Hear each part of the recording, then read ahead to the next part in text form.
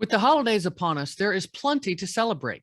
Since wine is commonly used for celebrating, I thought I'd re-air one of my early episodes with our resident wine specialist, Dennis Fraley, CRNA, wine judge, and host of Bottle Talk, a monthly wine column in the Florence Morning News. He's going to help you figure out what's right for you when it comes to wine. Here's to a happy and healthy holiday season for all of you. Enjoy. Welcome to the Plan B CRNA podcast. I'm your host, Bobby Jones, and I'm so excited that you're here. The Plan B CRNA podcast is the only show made specifically for nurse anesthetists who are exploring options outside of their traditional career paths. This is the place to expand your mind and your goals as we uncover new ways to produce side income together. Join me for some honest, unscripted discussions with other CRNAs who are transforming their financial lives. This episode is brought to you by On-Call Capital. On-Call Capital is dedicated to educating CRNAs and other healthcare providers about investing outside of the traditional stock market.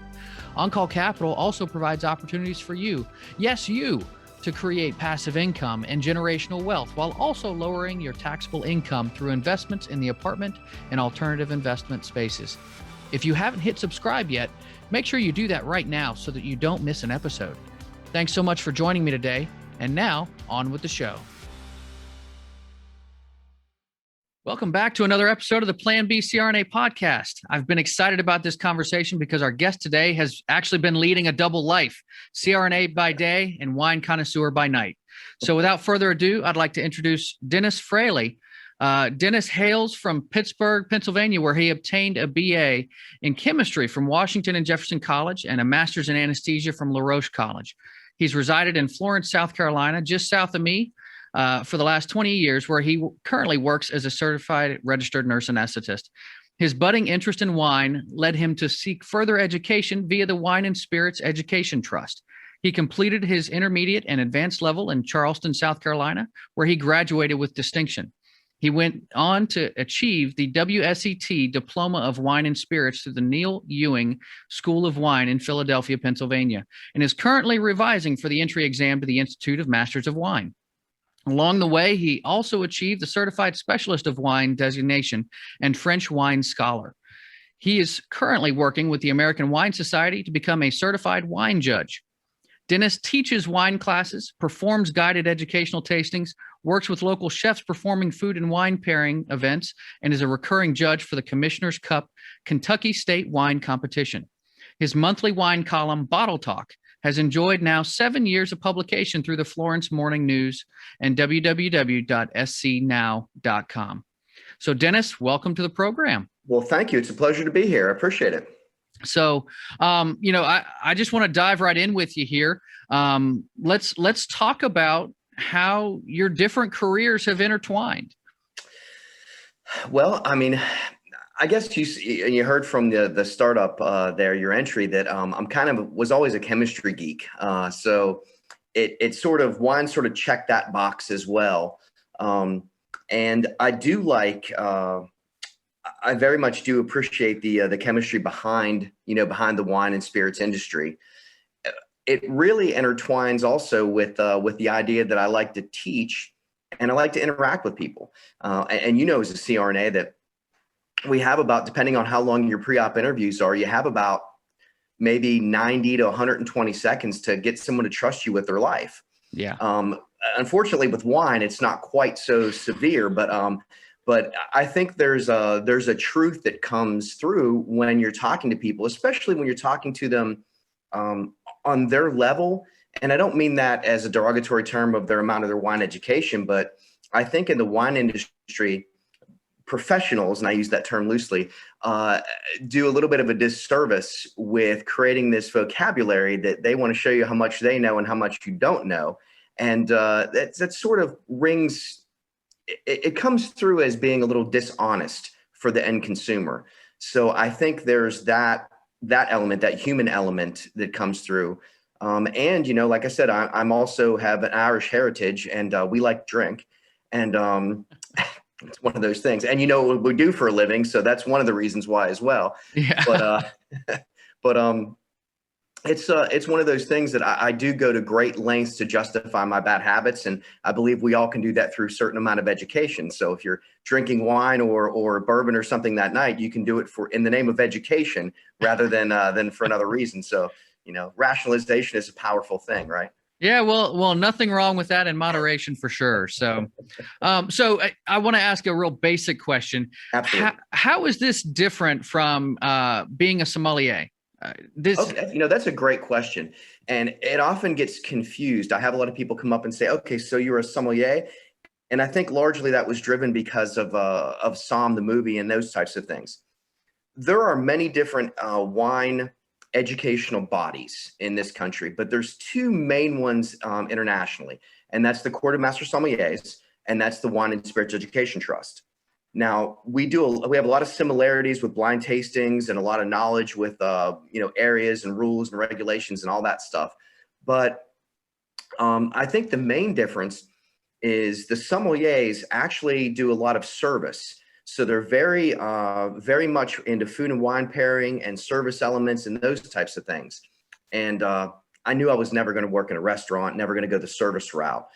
WSET, not only did they focus a lot on the chemistry behind the production, winemakers' choices, viticulture, but they also focus on the global wine industry and how that all fits together. There's a lot of moving parts in that. So there's a large part of it is a business aspect behind the wine and spirits industry as well, which I find very interesting. Okay. Well, that's pretty cool. So when did you actually decide, hey, this is something that I want to pursue? In addition to what I already do, I want to pursue professional education in this.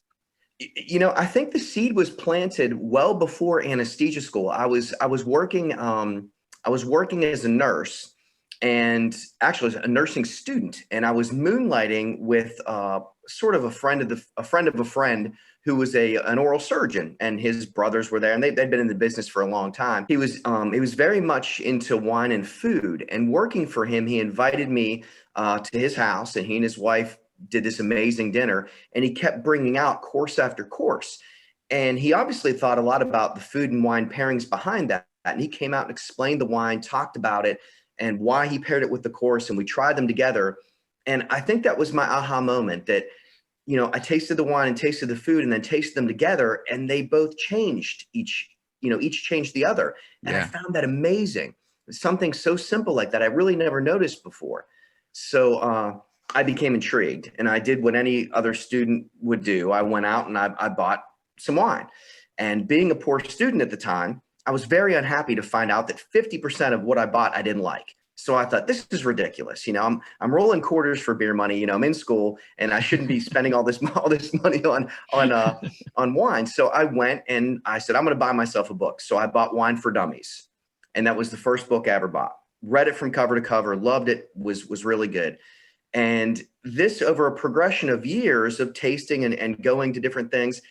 And I finally decided, it was in 2009 that I started looking online for education. And I found, of all things, the wine, Understanding Wine course by Wine Spectator. It was a course they offered online. It was multiple modules. So I studied that, and it wasn't enough. I wanted more. So there wasn't just one thing that kind of, I fell in. I sort of slowly slid down the rabbit hole. 2010 and 11, I did the intermediate advanced with Joe Raya, who owned the Ginger, opening it. And he was the WSET coordinator or educator for the area. Actually, I think for the entire state. And in between the advanced and diploma is a huge jump. And of course, my wife and I talked about it, and we knew that it would be a commitment. And I spent the next 2.5 years flying. I did an online lecture and tasted a lot of wine to get there. But it was the problem was, even after diploma level, now I'm doing these other, certified specialist wine, French wine scholar. It's just never enough. And you asked before about how anesthesia and wine intertwined for me. And I think it's a lot of people, whether it's wine or whatever your interest is, that in anesthesia, there's really something a little bit wrong with us because we can never really get enough education. You never know everything about anesthesia, right? And it's a constant, continued, forever, lifelong learning that you've dedicated yourself to that to be up to date and do the best you can for your patients. Mm-hmm. And I realized that I'm going to be studying wine and reading articles and geeking out probably till the day I die. That's all. Well, and that leads me to my next question, which is what is required for keeping up all of these certifications that you've got? Surprisingly, and it's interesting you should mention that, there's no continuing certification education or anything. And I think that might be coming down the road. And that's a disservice that I think we do, again, to the end consumer, because you have some people that really fall back on some of these old myths in wine and spirits that really we know now through technology and study and chemistry and things like that they're just not true anymore. But old habits die hard. So there's a lot of mistruths in the industry, and I think we like I said, we do a disservice to the end consumer by not being continually educated. Yeah, well, that makes sense. It's interesting that there isn't that sort of education involved when you see it all over all kinds of other certifications, and maybe it is because we're not dealing with a life-threatening kind of thing, Right. But at the same time, as everything else advances, yeah, I guess you would expect that wine certifications would advance as well. So, so you've obviously been doing this for several years. Yes. If somebody's listening to this and they're very interested in doing what you do, what are the steps that you would suggest that they take? How would you suggest them going about it? What are some of the things that you maybe stumbled with along the way that you learned from? I guess early on, first of all, realize that you're never going to know it all. It's one of those things, like we said, it's lifelong education. But I would also say, kind of try to decide what you want to do, where in the industry you kind of find yourself. If you decide that you do want to work in prestigious restaurants, manage wine lists, do those kind of things, then, and I'm a big WSET fan, but then Court of Master Somms is probably a better way for you to go, a more direct route.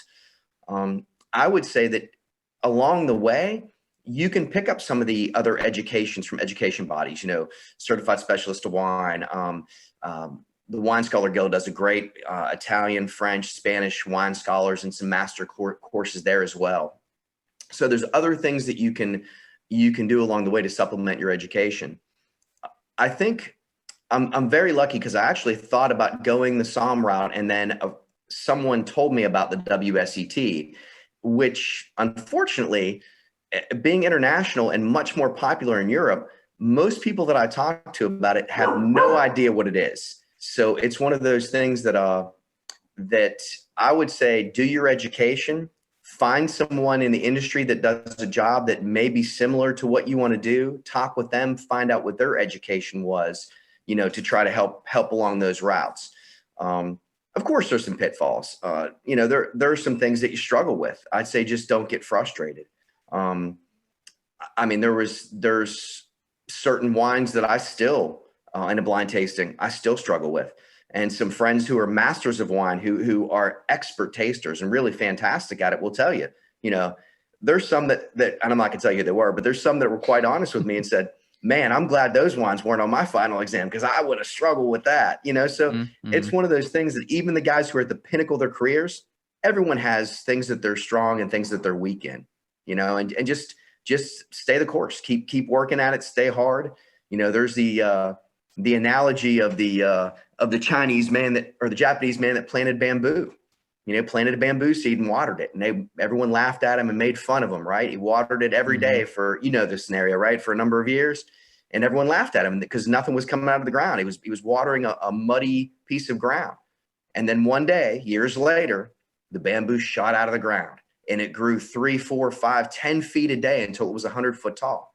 So the question becomes, was the bamboo growing underground the whole time when he was watering it? or did it just grow those last 3 days?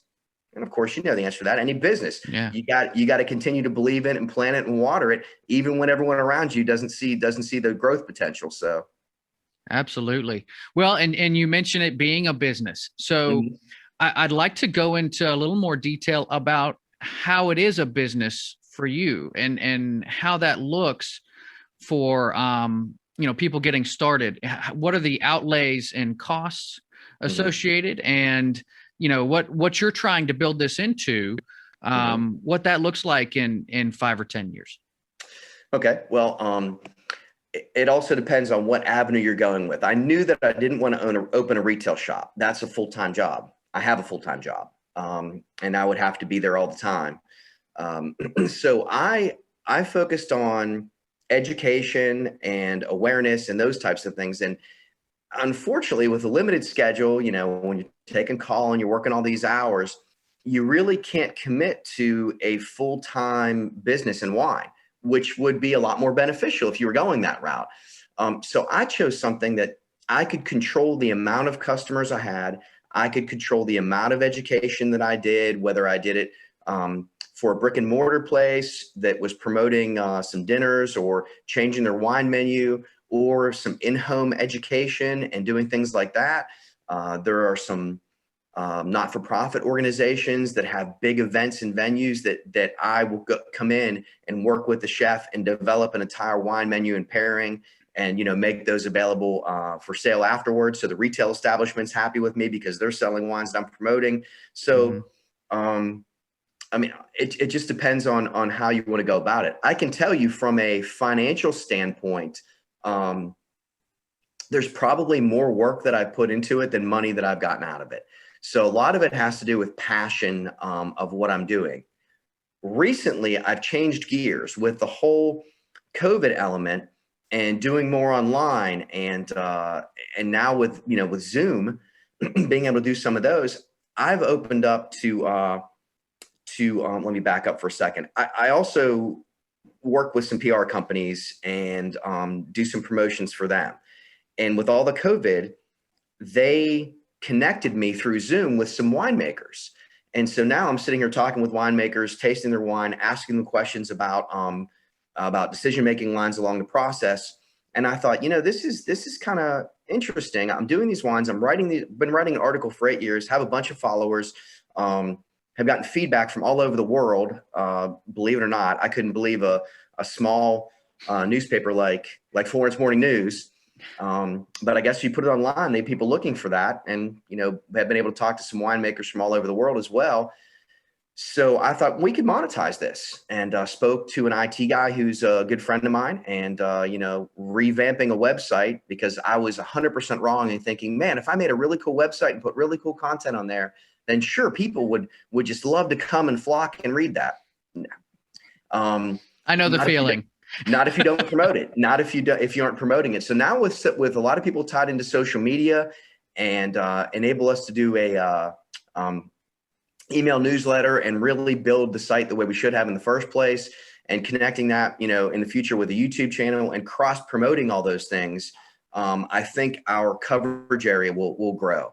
So that's sort of a plan down the road. And I was wrong. And obviously I'm not a business major, and anybody look back at that and say, well, of course it wasn't going to work. But, in my mind, it was going to work. But it was a little bit of a shortcoming there, oversight, maybe passion blinded the good decision making. But it's not about, failing in something like that. We're going to back up and restructure things. And I think it's got a really good outlook down the road. Well, I think that's the biggest part of, that entrepreneurial mindset is, hey, sometimes you just got to go back to the drawing board. Something's not working. I've experienced that in my own business, and, things just don't turn out the way that you expect them to. The business doesn't look the way you expect it to. I started my own business approximately a year ago, and I have made a ton of changes in what I've expected for my business moving forward. Not just because of COVID, but because of just what, your customers want. And so, and I can speak with experience. I know that my neighbors got together and with their siblings and in-laws, and had, somebody who did a wine tasting with them, a wine and dinner tasting via Zoom through the COVID pandemic. So, that's a pretty cool thing to be able to do that technology allows us to do nowadays. You just touched on something there as well. And it's knowing your audience. And I think that's true across any type of business that you go in. I assume that, and wrongfully so, that everyone wanted to go down the rabbit hole and geek out and study some of these things. And I realized that sometimes people just want to learn a little bit and drink some wine and have a good time and not really be bogged down by all the chemistry elements and things like that. I'm reading barrel reactions and at night, barrel reactions and what phenolics they're people don't care about that stuff. But you realize that along the way, I thought everyone would do that. And luckily I had some really good friends that kind of put their hands on my back and said, man, you really know a lot about this, but sometimes people just want to know this much instead of this much and have a good time. And I thought, you know what? He's exactly right. I really needed to, I'll tell you a quick little funny story, and you can edit this out if it doesn't, but about knowing your audience. I have a very good friend who invited us over for a Christmas Eve dinner. I mean, just a ridiculous amount of food, amazing, 7 courses. I mean, just all this crazy stuff. So of course, I was bringing the wine, and he had family there. I brought a couple cases of wine for that night. And I saved one of these really, really nice aged Italian Barolos for the final course and the end of the evening. And we poured it, and I poured some with his father, and we sat in there sipping it. And I thought, oh God, this is what I waited. This is amazing. And his father said, and it was very expensive wine. And I only bought one bottle. It was just for the couple of us in the kitchen, while everyone else had their wine. Yeah. But he said, this is good, but I know what it needs. And I said, oh, what's that? And he took a spoonful of sugar and put it in the wine and stirred it up. Oh my goodness. And I looked and I went, know your audience. That's it. Oh my gosh. That's a great story. Yeah, I'll tell you. I bet you've seen a few things too, throughout your years in this business. So I have. And let me tell you, I make fun of that, but I also tell consumers that, don't worry about what a wine expert or what someone tells you should be drinking, even a wine judge or, certainly there are aspects from wine judging that we look at the intricacies of whether wine is technically good, as far as balance and things like that. But I tell people, if someone's telling you, here's $100 Cabernet, isn't it great? And you taste it and you go, no, I can't stand it. There's nothing wrong with your palate. Mm-hmm. That's okay. Everyone is completely different with what they like and what they don't like. I tell people, find the wine that you like for about the price that you feel comfortable paying and drink the stink out of it. And don't worry about what any expert tells you. I mean, that's honestly the best advice I can give. And I do try to get people outside their comfort zone by moving laterally and saying, oh, you like this? Well, why don't we try this or try that? So getting people to kind of try different things, but if you don't like it, there's nothing wrong with your palate. I've heard a wine expert one time tell someone that, oh, once you have a more developed palate, you'll appreciate this. That is a horrible thing to say. That is ridiculous. Yeah, no, I agree with you there. It's something that, I mean, obviously we all grow and change as time goes on, but that doesn't mean you have to in every single aspect of your life. My dad still drinks Bud Light, and that's what he likes to drink. That's fine. There's no problem with that. You find what you like, and I like that. You drink the stink out of it. That's right. So there's the reason why Budweiser's a multi-billion-dollar company. Yeah. I mean, yeah, they know their audience. They know their audience. So, but well, man, I have loved this conversation. This has been so great, and I wanted to give you a chance if there's anything else you'd like to add here at the end. Any kind of advice you'd like to give anybody that's thinking about this field. Now's the time, and I'll let you go to it. Yeah, I think business in general, I see not only CRNAs, but other people have a great idea. And unfortunately, the business world is full of failures with really great ideas. So I'd say if you have a really good idea, something that you're passionate about, take it out, kick it around a little bit in the yard and really test it, really think about it and do a full business plan. So many people do not take the time to write out that 26-page business plan that isn't sexy and it's laborious and it's a hard thing to do, but doing that will really help you identify not only your SWOT analysis, so strengths, weaknesses, opportunities, and threats, but also really help you to rethink exactly what your business is. And I wish I would have done that early on, because I would have realized that I was trying to be a little bit of everything for everybody.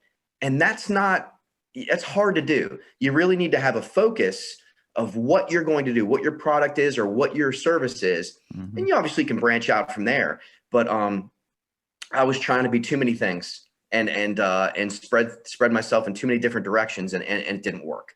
So that would be one of my things that I would give some advice on. So not that I'm a business expert, but I've seen a lot of people with a lot of great ideas just not put the time in to really kind of see if it's a good idea for your area or for your industry.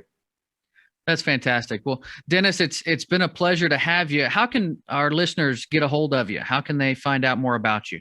Okay. Well, certainly, like you said, scnow.com, and you can search my name.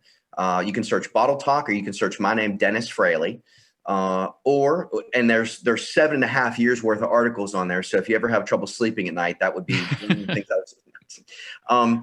Also, we will be putting out some information in a newsletter that will announce new content coming out, new articles coming out, and any of the YouTube videos that we'll be doing as well. So if you want to get on that list, you can send me your email, and all you have to do is say, add me to the list. And that would be my name, Dennis, DENNIS, at The Bottle Talk, THE bottletalk.com. Fantastic. Dennis, again, thank you so much for your time today. This has been such a pleasure, and you've had such a great knowledge base here to draw from. So I really appreciate your time today. Well, Bobby, thanks for having me. Like I said, I think you got a really great concept here, and I'm actually interested in following you and seeing what some other CRNAs are doing out there. I think that as a community, we get so bogged down in anesthesia all the time, which is fine. It's what we do for a living. But it's really interesting to see what people are doing outside, the person behind the mask, so to speak, right? Absolutely. Or those of us leading double lives. That's right. Wow, what a great discussion.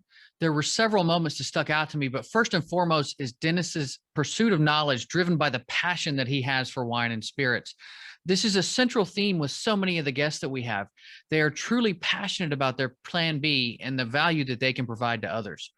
Dennis's entrepreneurial mindset was on display as he discussed formulating a business plan while also being open to full-scale adjustments along the way. This includes narrowing your focus and really honing in on your audience. The more you get to know your particular audience, the better you can serve them along the way.